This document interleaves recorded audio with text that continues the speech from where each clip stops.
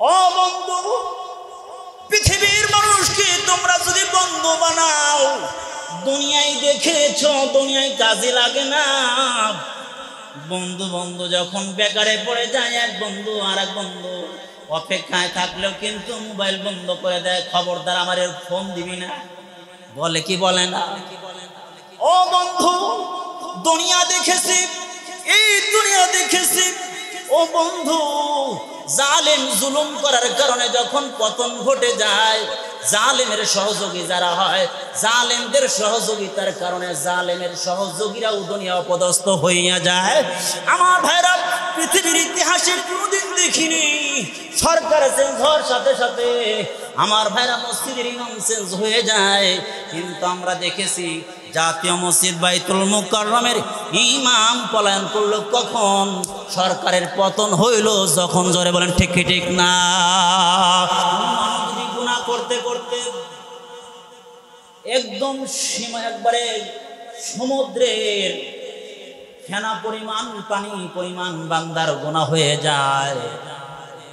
এত গুনাহ, এত গুনাহ, বান্দা গুনাহগুলোকে সে কল্পনাও করতে পারে না। জীবনে এত গুনাহ করেছি, এত গুনাহ করেছি, কল্পনা করাও সম্ভব না। আল্লাহ তাআলা জানা দেন, আমি এমন দয়ালু, আমি এমন মায়াব, আমার নাম রহমান, আমার নাম রহিম।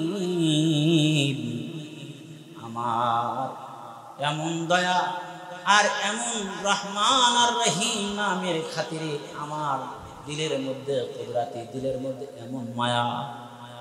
কোন বান্দা যদি আমার কাছে সঠিকভাবে ক্ষমা চাইতে পারে, আমার কাছে দয়া ভিক্ষা চাইতে পারে, আমি শুধু তাকে মাফি করে দেই না, বান্দার জীবনের গুনাহগুলো পরিবর্তন করে গুনার জায়গায় নেই দ্বারা পরিপূর্ণ করে দেই।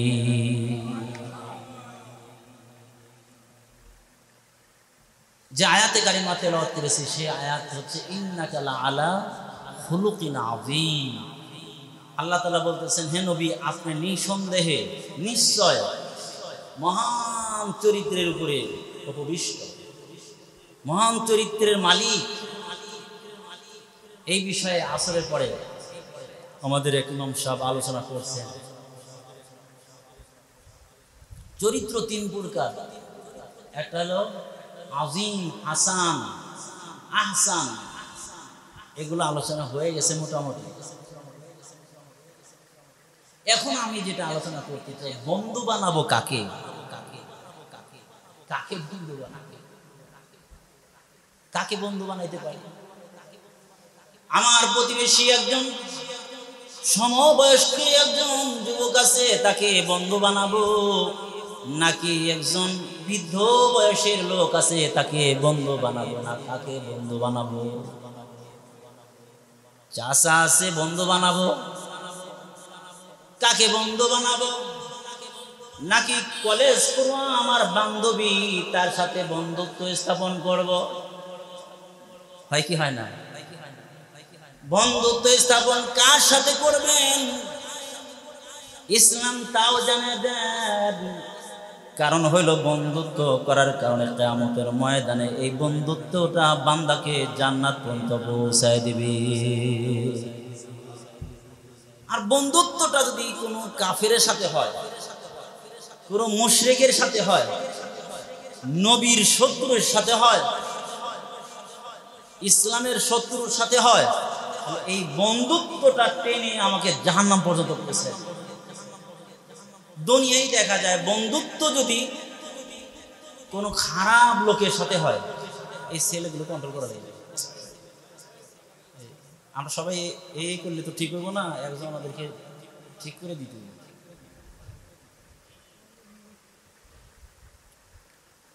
আচ্ছা,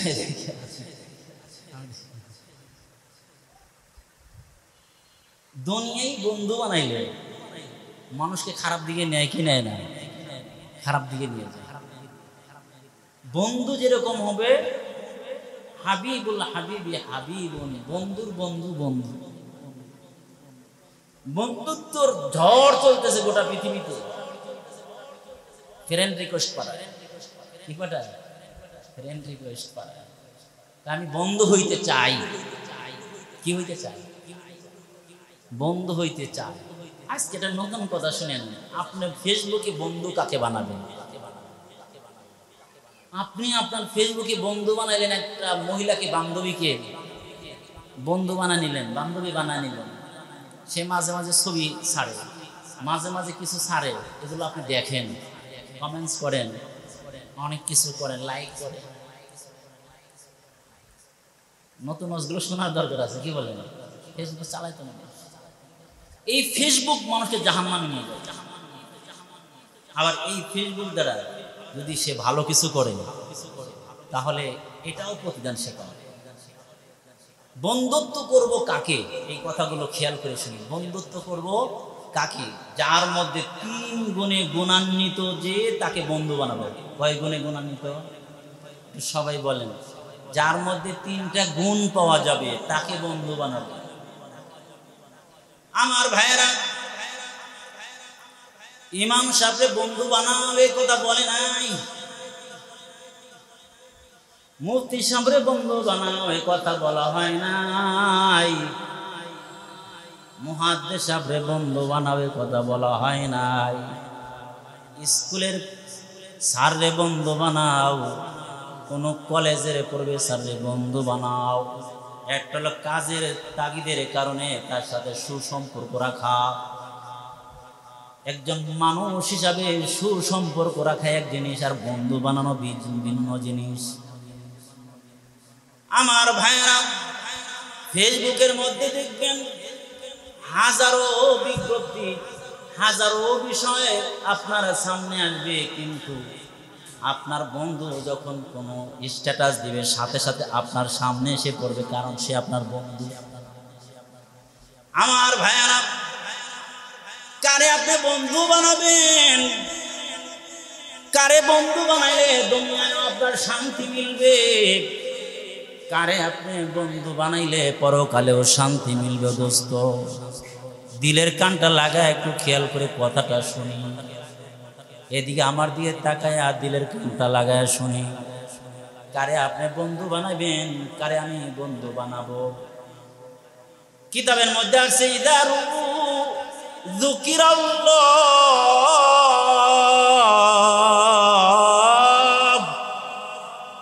যখন আপনি লোকটাকে দেখবেন, আল্লাহর কথা যাকে দেখলে স্মরণ হয়, যাকে দেখলে কার কথা স্মরণ হয়। আর যদি আপনি যারে বন্ধু বানাইতেছেন তাকে দেখলে নেইমারের কথা স্মরণ হয়, তার চুলটা দেখলে নেইমারের কথা স্মরণ হয়, তার মাথার সাইজ দেখলে দুনিয়ার অন্য কোনো প্লেয়ার খেলোয়াড়ের কথা স্মরণ হয়ে যায়। আমার ভাইরা, পোশাকের কাটিংটা দেখলে দুনিয়ার কোনো খেলোয়াড় অথবা দুনিয়ার কোনো লিডারের কথা মনে পড়ে যায়। বেশভূষা, কথাবার্তা দেখলে, চাল চলন দেখলে অন্য দুনিয়ার কোনো ব্যক্তির আইডলের কথা মনে পড়ে যায়। এবার দেখো, তাকায় দেখো, যে আমার বন্ধু, যারে ছাড়া আমি চলতে পারি না, বলে তার মধ্যে এই গুণগুলো আছে কিনা। কি গুণ? ইদারু যুকিরাল্লাহ, যাকে দেখবে দেখার সাথে সাথে তোমার আল্লাহর কথা স্মরণ হয়ে যাবে। এই ইমাম, এই বই কথা বলতেছি, একটা কথা বললে কান ধরে খারাপ হয়ে যাবে। ওরা তো সামনে, ওরা তো কথা আমার নজরে আসে, দেখি ওরা কথা বলো না, ঠিক আছে? হ্যাঁ, ঠিক আছে। 1 নম্বর গুণ কি থাকতে হবে বলেন এবার? যাকে দেখলে আল্লাহর কথা মনে হয়, তাকে বন্ধু বানানোর জন্য বলছি। এখন আমার বন্ধুটা কিরকম? যারে দেখলে মদের কথা মনে হয়, যারে দেখলে দুনিয়ার অন্য কিছু মনে হয়, এরকম যেন না হয়। যাকে দেখলে আল্লাহর কথা মনে হবে এমন লোকে বন্ধু বানাবে। 2 নম্বর গুণ, অফি তাকাল্লুমিহি ওয়াফি তাকাল্লুমিহি, যার কথায় ইসলামের কিছু জ্ঞান অর্জন হয়, যার সাথে কথা বললে, যার বয়ান শুনলে, যার আলোচনা শুনলে কিছু আমার পাথেয় হবে, ইসলামের কিছু বিষয় হাদিস কোরআন জানতে পারবো। যার সাথে কথা বললে, যার কথাগুলো শুনলে আমার আখিরাতের পাথেয় হবে। যার কথা শুনলে আমার কি হবে? জ্ঞান অর্জন হবে। এই জন্য যার কথা শুনলে আমার জ্ঞান অর্জন হবে না, বরং দুনিয়ার দিকে দিলটা লেগে যাবে। এমনও বক্তা আছে, এমন লোক আছে যারা বসে বসে গান গায়, বলে গান গাইলে দুনিয়ার দিকে নজর যায়, বলে তারে বন্ধু বানানো যাবে না, কারণ গায়করা কখনো বন্ধু হতে পারে না। গায়কদের কথার মধ্যে আখিরাতের স্মরণ নাই, ইসলামের জ্ঞান নাই, বলে ইসলামের জ্ঞান গানের মধ্যে পাওয়া যায় না। আমি বললে হতে পারেন পাওয়া তো জায়গা, ওটা ভিন্ন কথা। তাহলে যার কথাবার্তায় বক্তব্যের মধ্যে কি পাওয়া যাবে? ইসলামের জ্ঞান পাওয়া যাবে। 2 নম্বর। 3 নম্বর হলো ওয়াফি আমালিহি যিকরুল আখিরাহ, যার আমল দেখলে আখিরাতের কথা মনে পড়ে যায়, যার আমল দেখলে আখিরাতের কথা মনে পড়ে যায়, দোস্ত এমন লোকরে বন্ধু বানাইতে হবে। কেমন লোকরে বন্ধু বানাইতে হবে? যার আমল দেখলে আখিরাতের কথা মনে পড়ে যায়, এমন লোকরে যদি বন্ধু বানাইতে পারি, বলে এমন লোকরে বন্ধু বানাইতে হইলে তাহলে যা ওই দিয়ে তাকাও রসুলের আদর্শ তার মধ্যে আছে কিনা। রসুলের আদর্শ যার মধ্যে আছে, ওই ব্যক্তির কথা শুনলে আখিরাতের কথা মনে পড়ে যায়, ওই লোকদের দিকে তাকাইলে আল্লাহর কথা মনে পড়ে যায়, ওই লোকের আমল দেখলে তার আল্লাহ তাআলা আর আখিরাতের কথা মনে পড়ে যায়। বলে আখিরাতের কথা মনে পড়তে হলে রসুলের আদর্শ থাকতে হবে। রসুলের আদর্শ ছাড়া পরকালের কথা কখনো ইয়াদ হতে পারে না।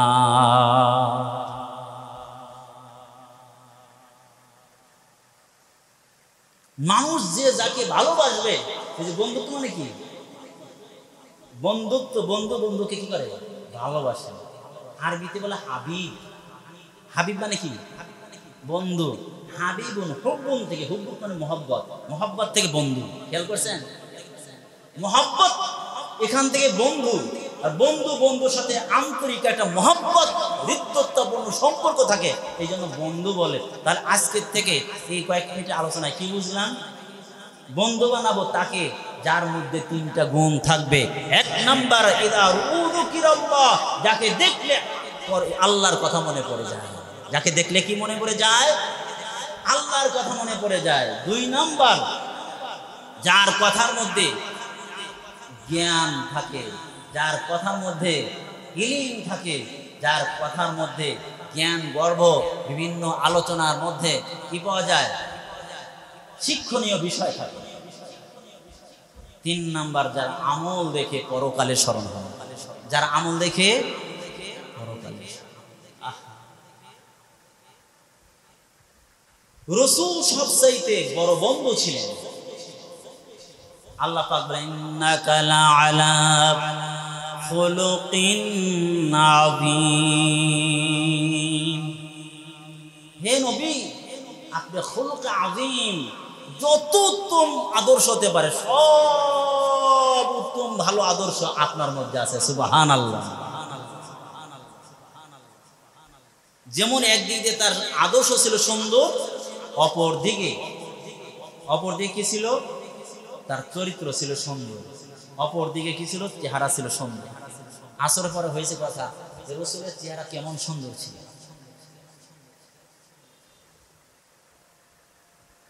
আল্লাহ, রাসূলের চেহারাটা কেমন সুন্দর ছিল। রাসূলকে যে একবার দেখেছে, অন্যদিকে সে নজর ঘুরাইয়া অন্যদিকে কাউকে দেখার প্রয়োজন মনে করে নাই। সুবহানাল্লাহ। এত সুন্দর ছিল, যতই বর্ণনা করবে রসুলের জীবনী যত বর্ণনা করবে রসুলের দাম বাড়বে না, বরং যে বর্ণনা করবে যারা শুনবে তারা দামি হয়ে যাবে। সুবহানাল্লাহ। রসুলের দাম তো যতটুকু আছে আছেই। রসুলের জীবনী, রসুলের সৌন্দর্য, রসুলের মিলাদুন নবী, রসুলের জন্ম ইতিবৃত্তান্ত, রসুলের চরিত্র, রসুলের আদর্শ, এগুলো বর্ণনা করলে, বয়ান করলে, শুনলে রসুলের কোনো উপকার হবে না। যিনি বয়ান করবে এবং যারা শুনবে তারাই উপকৃত হবে, তারাই দামি হয়ে যাবে। সুবহানাল্লাহ। কারণ একথা সুস্পষ্ট যে আল্লাহর পরে যার স্থান সে তিনকে মুহাম্মাদুর রাসূলুল্লাহ সাল্লাল্লাহু আলাইহি ওয়াসাল্লাম। সুবহানাল্লাহ।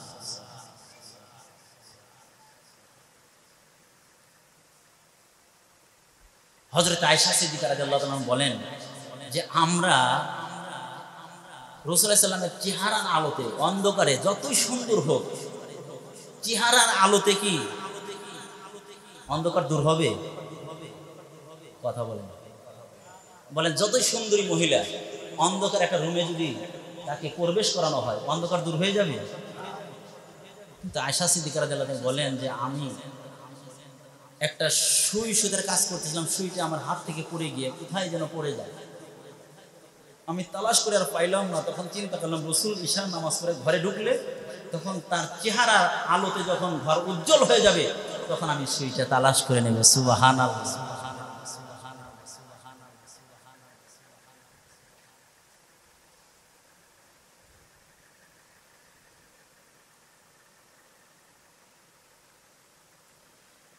আল্লাহ আল্লাহ। তাতলু শামসুদ দুনিয়া বাদাল ফাজরি ওয়া তাতলু শামসি তাতলু কমারি বাদাল ইশাই وتطلع قمري بعد العشاء لنا شمس وللآفاق شمس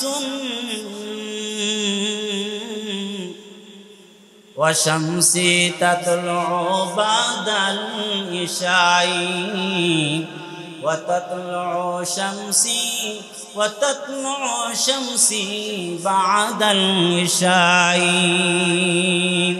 আয়েশা সিদ্দিকা ডেকে বলে, পৃথিবীর মানুষেরা রে, দুনিয়ার একটা সূর্য আছে, যে দুনিয়ার সূর্যটা উদিত হয় ফজরের পরে, আর আল্লাহ তাআলা আমাকে একটা সূর্য দান করেছেন যে সূর্যটা উদয় হয় ইশারের পরে। সুবহানাল্লাহ। ও দুনিয়ার মানুষ, আমার যখন সূর্যটা ইশারের পরে উদিত হয়, অন্ধকার রজনীতে ঘুটঘুটে অন্ধকারের মধ্যে আমার রাসূল যখন আমার রুমে আসে, অন্ধকার দূরীভূত হইয়া রুমটা আলোকিত হইয়া যায়। রাসূলের সৌন্দর্য কত বর্ণনা করে শেষ করা যাবে না। রাসূল যখন হাসি দিতেন, মুক্তার দানার মতো দাঁতগুলো ভেসে উঠত। রাসূল কখনো অর্থ হাসিতে হাসতেন না। রাসূল যখন হাসি দিতেন, মুস্কি হাসি দিতেন। রাসূল সাল্লাল্লাহু আলাইহি ওয়াসাল্লাম কি দিতেন? মুস্কি হাসি দিতেন। এই জন্য হাসি দিলে মুস্কি হাসি দেওয়া চাই, সুন্নাত।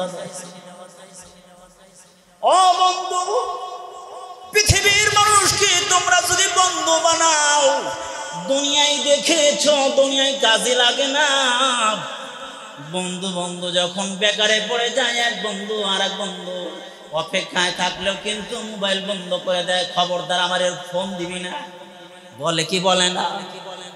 ও বন্ধু, দুনিয়া দেখেছি, এই দুনিয়া দেখেছি।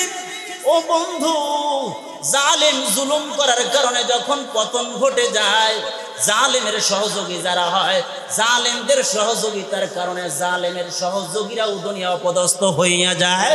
আমার ভাইরা, পৃথিবীর ইতিহাসে কোনোদিন দেখিনি সরকার চেঞ্জ হওয়ার সাথে সাথে আমার ভাইরা মসজিদের ইমাম চেঞ্জ হয়ে যায়, কিন্তু আমরা দেখেছি জাতীয় মসজিদ বাইতুল মুকাররমের ইমাম পলায়ন করলো কখন? সরকারের পতন হইল যখন। জোরে বলেন ঠিক কি ঠিক না? আমার ভাইরা, কারণ হইল পলাইলো কেন? কারণ হইল জুলুম যদি কেউ করে থাকে, যে লাইনের জুলুম করে, আমার ভাইরা যে লাইন জুলুম করে, আমরা তো চিনি মাওলানা রুহুল আমিন, তিনি অনেক বড় একজন আলেম এই দেশের। আমার ভাইরা গোপালগঞ্জের আমার ভাইরা শামসুল হক ফরিদপুর রহমাতুল্লাহ সদর সাহেব যার নাম, একজন বড় বড় বুজুর্গ আল্লাহ ওয়ালা, তার সন্তান বহরডাঙ্গা মাদ্রাসার মহাপরিচালক মাওলানা রুহুল আমিন সাহেব, যিনি বাইতুল মুকাররমের জাতীয় মসজিদের খতিব ছিলেন।